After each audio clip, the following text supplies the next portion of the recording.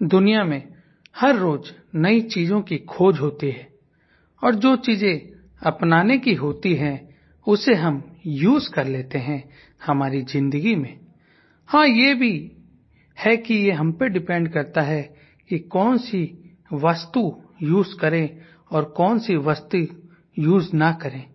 यानी चेंजेस आई भी तो निर्भरता हमारे ऊपर है कि उस चीज को एक्सेप्ट करना है कि नहीं, और अगर करते हैं तो सबसे पहले यही दिमाग में घूमता है कि यह कैसे, कहां पर इसका इस्तेमाल लेना है। जिस तरह मोबाइल ही ले लीजिए, ऐसा लगता है हमारी जिंदगी में मोबाइल का कितना बड़ा इंपॉर्टेंस है। अगर ये नहीं तो हमें अजीब सा लगता है, ऐसा लगता है मोबाइल के बिना हम तो अधूरे ही रह गए। जिस तरह हमने मोबाइल को इतना इंपॉर्टेंस देते हैं अपनी लाइफ में, उसी तरह हमारे जीवन में हम वास्तु से कितना जुड़ाव रखते हैं और इससे हमें क्या मिलता है, ये हमारी जिंदगी में क्यों इतना नेसेसरी है। और अगर हम इसको अपनी जिंदगी से आउट कर देते हैं तो अचानक हमारी लाइफ में थोड़ा डिफरेंस कैसे क्रिएट हो जाता है। क्या ये सोचने की बात नहीं?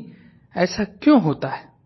ये वास्तु ऐसा मैजिकल पावर को जन्म देने की कैपेसिटी रखता है ना, जिसका रिजल्ट अपने आप में अद्भुत है। ये वो साइंस की छाप है जो दिखता तो नहीं, लेकिन जहां हम काम या रहते हैं उसमें जरूर अपनी एनर्जी फैला देता है और चारों तरफ अपने ऊर्जाओं का प्रकाश बिखेर देता है। भवन निर्माण के विज्ञान के रूप में जो प्रचलित वास्तुशास्त्र है, उसका पहला उल्लेख उपलब्ध लिखित साहित्य की दृष्टि से आज से कई हजार साल पहले रचित हो चुका था और ये प्रमाण कई वेदों में मिलता है। उस समय वास्तु के विज्ञान की जानकारी कुछ लोगों की नॉलेज में था और वहीं तक सीमित था।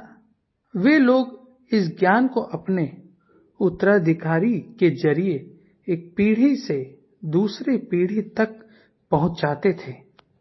तो जहां वेद वास्तु के उत्पत्ति के स्थान के रूप में माने जाते हैं, वहीं वास्तु शास्त्र का जो मेन प्रणेता है वो स्वयं विश्वकर्मा को माना जाता है, जिन्होंने विश्वकर्मा वास्तुशास्त्र नामक ग्रंथ की रचना की थी। हालांकि विधिवत रूप से 11वीं शताब्दी में ही वास्तुशास्त्र अस्तित्व में आया, जब महाराजा भोजराज द्वारा सम्रांगन सूत्रधार नामक ग्रंथ लिखा गया, जिसे वास्तुशास्त्र का प्रामाणिक ग्रंथ माना जाता है। वास्तु शास्त्र मूल रूप से वेदों का ही एक हिस्सा रहा है। गौरतलब है कि हमारे यहाँ 4 वेदों के अलावा उपवेद भी लिखे गए हैं, जिनमें से एक स्थापत्य वेद था। कालांतर में इसी उपवेद को आधार बनाकर वास्तुशास्त्र का विकास हुआ और इससे संबंधित कई साहित्य भारत के अलग अलग हिस्सों में लिखे गए। जैसे कि दक्षिण भारत में मयमतम और मानसर शिल्प शास्त्र की रचना हुई, वहीं विश्वकर्मा वास्तुशास्त्र की रचना उत्तर भारत में हुई। प्राचीन ग्रंथ ऋग्वेद में वास्तु के कई सिद्धांत मिलते हैं। ऋग्वेद में वास्तुस्पति नामक देवता का भी उल्लेख वास्तु के संदर्भ में किया गया है। इसके अतिरिक्त अन्य कई प्राचीन ग्रंथों और साहित्यों में वास्तुशास्त्र के सिद्धांतों का उल्लेख मिलता है, जैसे कि मत्स्य पुराण, नारद पुराण और स्कंद पुराण, और यहाँ तक कि बौद्ध साहित्यों में भी इसका जिक्र होता है। ऐसा माना जाता है कि गौतम बुद्ध ने अपने शिष्यों को भवन निर्माण के संबंध में उपदेश भी दिए थे। बौद्ध साहित्यों में अलग अलग प्रकार के भवनों का उल्लेख है। इन प्राचीन रचनाओं में स्कंद पुराण काफी अहमियत रखता है। इसमें महानगरों के बेहतर विकास और समृद्धि के लिए वास्तु के सिद्धांत बताए गए हैं।